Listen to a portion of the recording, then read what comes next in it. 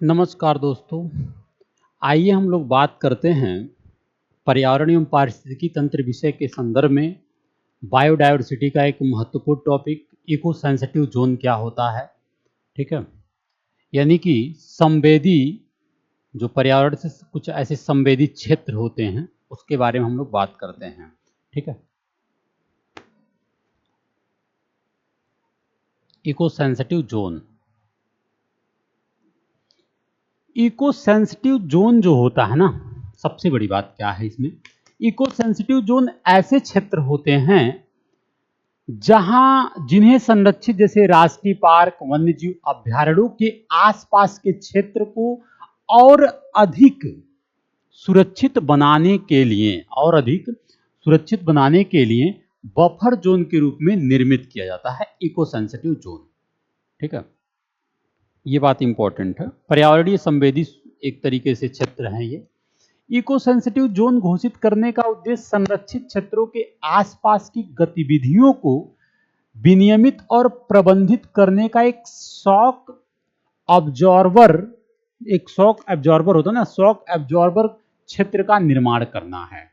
ठीक है, यानी कि इको सेंसिटिव जोन घोषित करने का जो उद्देश्य है संरक्षित क्षेत्र के आसपास की गतिविधियों को विनियमित और प्रबंधित करने का एक शॉक एब्जॉर्बर क्षेत्र का निर्माण करना है।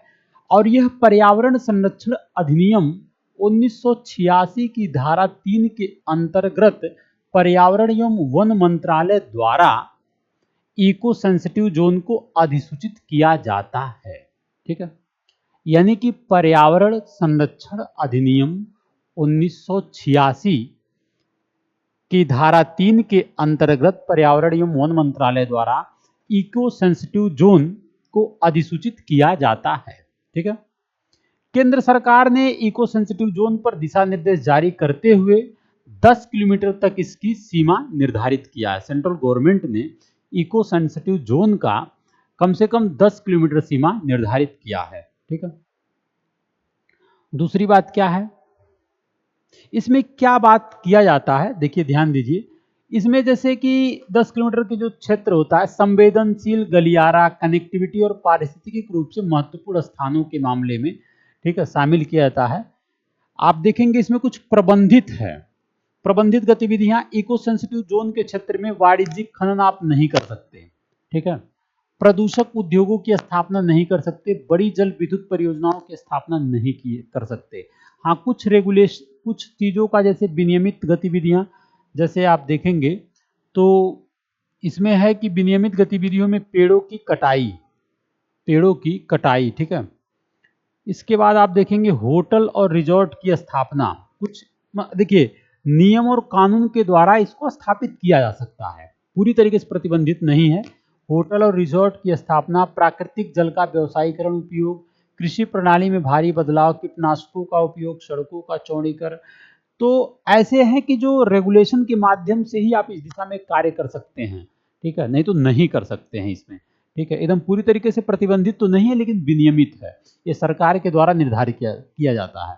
इसके बाद आप देखेंगे अनुमति प्राप्त जैसे क्षेत्र हैं, जैसे आप देखेंगे कि अनुमति प्राप्त गतिविधियां जैसे वर्षा जल संचयन हो सकता है, जैविक खेती वहां कर सकते हैं आप, कृषि और बागवानी का कार्य कर सकते हैं इको सेंसिटिव जोन वाले क्षेत्र में।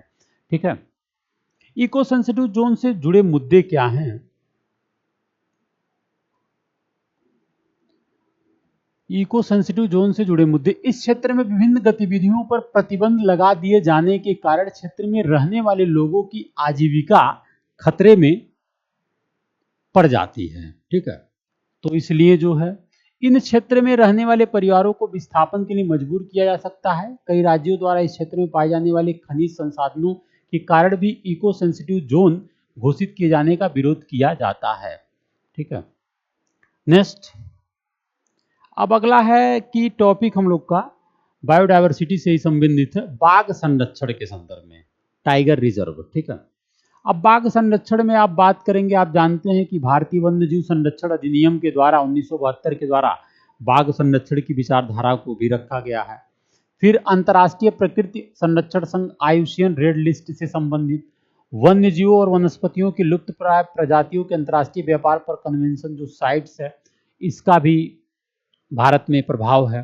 ठीक है, बाघ को क्यों संरक्षण किया जा रहा है ये भी इंपॉर्टेंट है।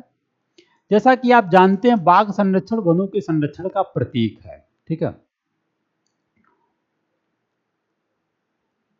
आप इस बात को जानते हैं जो बाघ होते हैं ना, बाघ एक अनूठा जानवर है जो किसी स्वास्थ्य पारिस्थितिक तंत्र और उसकी विविधता में महत्वपूर्ण भूमिका निभाते हैं। बाघ जो है एक महत्वपूर्ण एक ऐसा अनूठा जानवर है जो कि किसी स्वास्थ्य पारिस्थितिक तंत्र और उसकी विविधता में महत्वपूर्ण भूमिका निभाते हैं। यह एक खाद्य श्रृंखला में उच्च उपभोक्ता है जो खाद्य श्रृंखला में शीर्ष पर होता है और जंगली मुख्य रूप से बड़े स्तनपायी आबादी को नियंत्रण में रखता है। ठीक है, इस प्रकार बाघ शिकार द्वारा शाकाहारी जंतु और उन वनस्पतियों के मध्य संतुलन बनाए रखने में मदद करता है पर वे भोजन के लिए निर्भर होते हैं, जिस पर वे भोजन के लिए निर्भर होते हैं। ठीक है, भारत में आप जानते हैं बाघ संरक्षण की बहुत सारी परियोजनाएं हैं, जैसे प्रोजेक्ट टाइगर, इसे 1973 में लागू किया गया था। वर्ष 1973 में शुरू की गई पर्यावरण वन और जलवायु परिवर्तन मंत्रालय की एक परियोजना है। ठीक है, इसके बाद आप देखेंगे राष्ट्रीय बाघ संरक्षण प्राधिकरण है जो है, यह पर्यावरण वन और जलवायु परिवर्तन मंत्रालय के ही अंतर्गत एक वैधानिक निकाय है, राष्ट्रीय बाघ संरक्षण प्राधिकरण। ठीक है,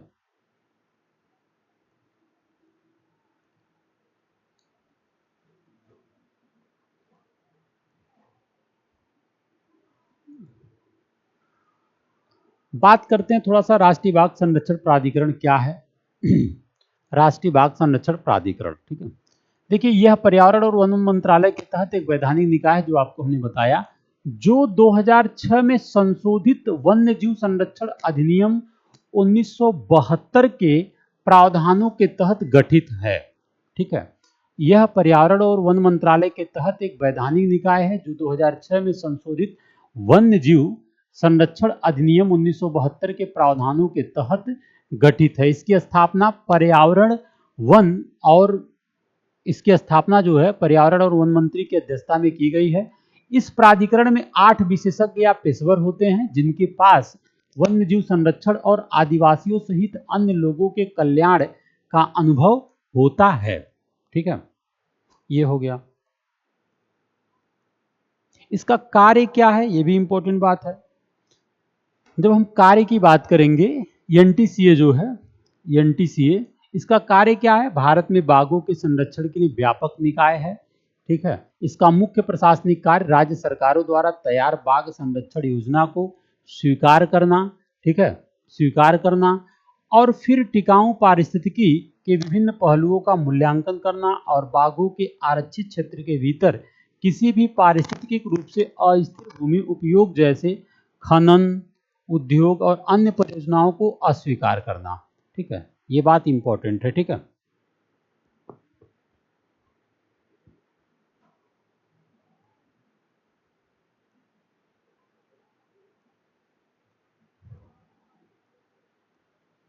ये हो गया। भारत में आप देखेंगे तो लगभग 14 टाइगर रिजर्व हैं जो कि आप जान लीजिए, जैसे असम में मानस, काजीरंगा और ओरांग टाइगर रिजर्व। असम में मानस है, ठीक है, और काजीरंगा, ओरांग टाइगर रिजर्व। मध्य प्रदेश में आप देखेंगे सतपुड़ा, कान्हा और पन्ना टाइगर रिजर्व। महाराष्ट्र में पेंच टाइगर रिजर्व। बिहार में वाल्मीकि टाइगर रिजर्व। ठीक है, उत्तर प्रदेश में दुधवा टाइगर रिजर्व। पश्चिम बंगाल में सुंदरबन टाइगर रिजर्व। ठीक है, उत्तर प्रदेश के पीलीभीत में है, ये पीलीभीत में है दुधवा टाइगर रिजर्व। केरल में आप देखेंगे तो ये जो है परम्बिकुलम टाइगर रिजर्व। कर्नाटक का बांदीपुर टाइगर रिजर्व। ठीक है, आप देख सकते हैं टाइगर रिजर्व जो है आप देखेंगे तो यहाँ पे बहुत सारे टाइगर रिजर्व हैं। ठीक है, ये हो गया। अब हम लोग थोड़ा सा नेक्स्ट बात करते हैं कि जैव विविधता पर संयुक्त राष्ट्र सम्मेलन क्या हुआ अंतर्राष्ट्रीय स्तर पर, जैव विविधता के संरक्षण का प्रयास क्या किया गया है वो भी हम लोग जान लेते हैं। ठीक है, बेहद इम्पोर्टेंट। अब हम लोग बात करते हैं जैव विविधता पर संयुक्त राष्ट्र सम्मेलन यूएनसीबीडी क्या है। ठीक है, देखिए जैव विविधता पर संयुक्त राष्ट्र सम्मेलन United nation conference on biodiversity, ठीक है, ये 196 देशों द्वारा हस्ताक्षरित एक कानूनी साधन है। 196 देशों द्वारा हस्ताक्षरित एक कानूनी साधन है। ठीक है, जैव विविधता पर संयुक्त राष्ट्र सम्मेलन 1992 में रियो डी जनेरियो में पृथ्वी शिखर सम्मेलन में हस्ताक्षर के लिए एक बहुपक्षीय संधि है यह। ठीक है, और यह संयुक्त राष्ट्र पर्यावरण कार्यक्रम के अंतर्गत भी आता है। यह जो यूएनसीबीडी का प्रोग्राम है, ठीक है, जैव विविधता पर एक सम्मेलन है, यह यूएनईपी के तहत भी आता है। ठीक है, और यूएनसीबीडी को अनौपचारिक रूप से जैव विविधता सम्मेलन सीबीडी के रूप में भी जाना जाता है। ठीक है, संयुक्त राष्ट्र पर्यावरण कार्यक्रम क्या है, यूएनईपी क्या है, इसे भी जान लेते हैं। ठीक है,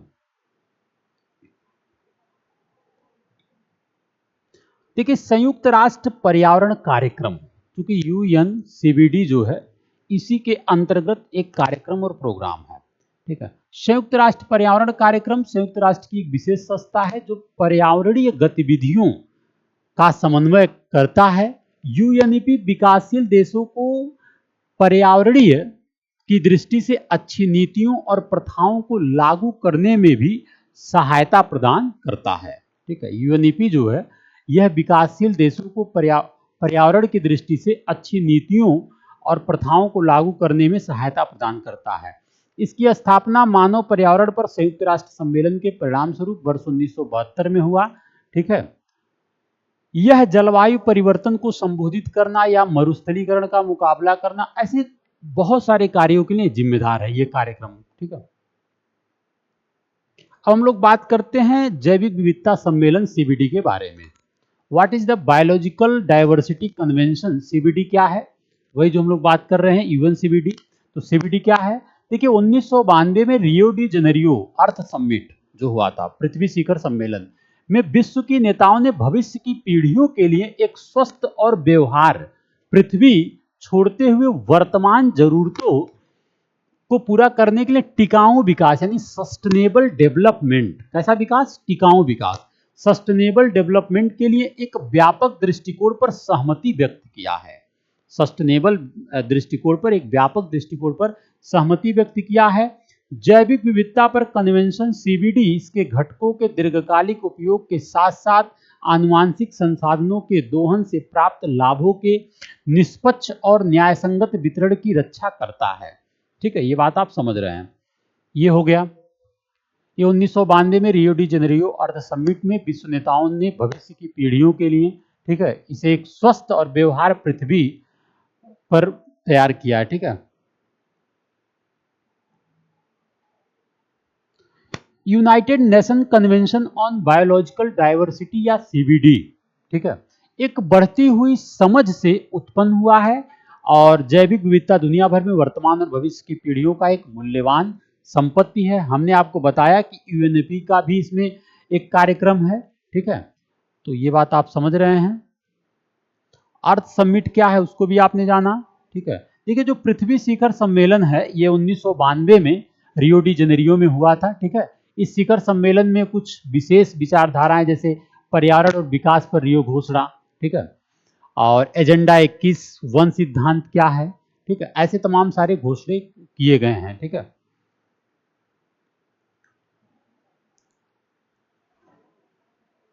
देखिए सीबीडी का जो इम्पोर्टेंस है वो क्या है इसे भी जानना आप महत्वपूर्ण समझिए। ठीक है, सीबीडी का जो इम्पोर्टेंस है वो क्या है, देखिए इम्पोर्टेंस ऑफ सीबीडी। सीबीडी अंतर्राष्ट्रीय पर्यावरण कानून में एक महत्वपूर्ण समझौता और नियमों का संग्रह है। सीबीडी जो है अंतर्राष्ट्रीय पर्यावरण कानून में एक महत्वपूर्ण समझौता या नियमों का संग्रह है। पहली बार इसने स्वीकार किया कि जैविक विविधता संरक्षण मानवता की साझा चिंता है और विकास प्रक्रिया का एक अनिवार्य घटक है। ठीक है, यह जैव प्रौद्योगिकी के तेजी से बढ़ते क्षेत्र को भी संबोधित करता है। CBD convention of biological diversity जो है यह जैव प्रौद्योगिकी के तेजी से बढ़ते क्षेत्र को भी जो है क्या करता है, संबोधित करता है, जिसमें तकनीकी निर्माण और हस्तांतरण, लाभ साझाकरण और जैव सुरक्षा शामिल हैं। ठीक है, चूंकि कन्वेंशन कानूनी रूप से बाध्यकारी है, जो कन्वेंशन है ये कानूनी रूप से बाध्यकारी, इसलिए साइन अप करने वाले देश इसकी आवश्यकताओं का पालन करने के लिए बाध्य हैं। ठीक है,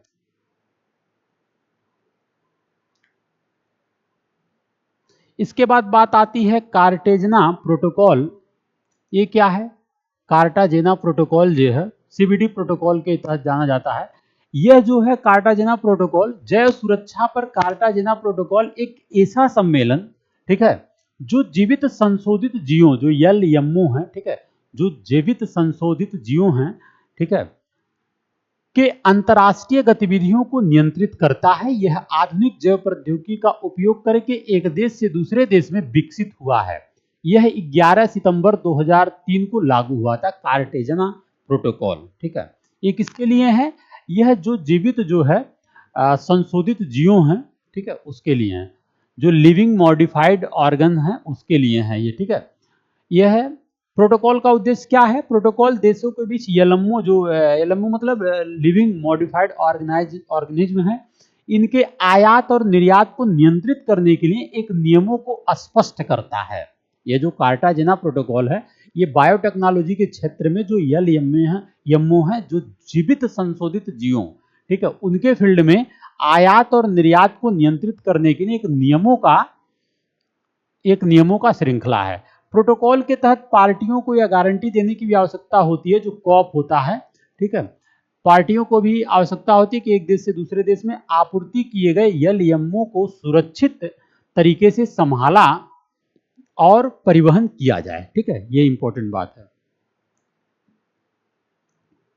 इसके बाद आता है नागोया प्रोटोकॉल। ठीक है, इसके बाद आता है नागोया प्रोटोकॉल, जो इंपॉर्टेंट है, इसको भी देख लेते हैं। नागोया प्रोटोकॉल, देखिए नागोया प्रोटोकॉल सीबीडी प्रोटोकॉल के ही तहत जो है आनुवांशिक संसाधनों तक पहुंच, कार्टाजेना के बाद है, आनुवांशिक संसाधनों तक पहुंच और उचित न्याय संगत लाभ साझाकरण पर नागोया प्रोटोकॉल एक वैश्विक समझौता है। ठीक है, जो नागोया प्रोटोकॉल है वो आनुवांशिक संसाधनों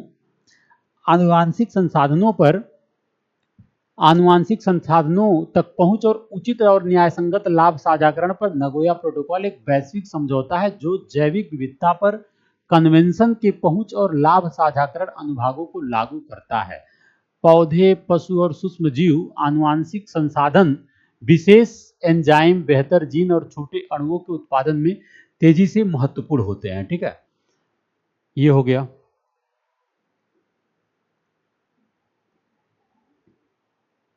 इन्हें विभिन्न प्रकार के अनुप्रयोगों में नियोजित किया जा सकता है, जिसमें फसल सुरक्षा, दवा की खोज, विशेष यौगिकों का निर्माण और औद्योगिक प्रसंस्करण शामिल है। ठीक है, सीबीडी प्रोटोकॉल के बारे में आईची लक्ष्य भी एक प्रावधान किया गया नागोया प्रोटोकॉल के बाद। देखिए, जैव विविधता पर कन्वेंशन सीबीडी ने अपने नागोया शिखर सम्मेलन के दौरान ही एक लक्ष्य निर्धारित किया है, जिसे आईची लक्ष्य कहते हैं। यह क्या है? यह एक अल्पकालिक रणनीति है, जिसमें 20 महत्वाकांक्षी व्यवहार लक्ष्यों का एक समूह शामिल है। ठीक है, जैसे आप देखिए क्या है, क्या उद्देश्य है इसका आईची लक्ष्य का। जैसे इसका उद्देश्य है कि सरकार और समाज में जैव विविधता को मुख्य धारा में लाकर हम जैव विविधता में गिरावट के मूलभूत कारणों का समाधान कर सकते हैं। ठीक है, जैव विविधता पर प्रत्यक्ष प्रभाव को कम करना और दीर्घकालिक उपयोग को प्रोत्साहित करना। ठीक है, आवासों, प्रजातियों और आनुवांशिक विविधता को संरक्षित करके जैव विविधता को बढ़ावा देना इसका एक लक्ष्य है। इसके बाद सभी के लिए जैव विविधता और पारिस्थितिक सेवाओं के लाभों को बढ़ाना, ये भी लक्ष्य है। ठीक है, तो ये रहा जैव विविधता से संबंधित कुछ कार्यक्रम, प्रोग्राम और उद्देश्य क्या है, जो कि बेहद इंपॉर्टेंट है। ठीक है, तो ये कुछ बेहद इंपॉर्टेंट कार्य है। ठीक है।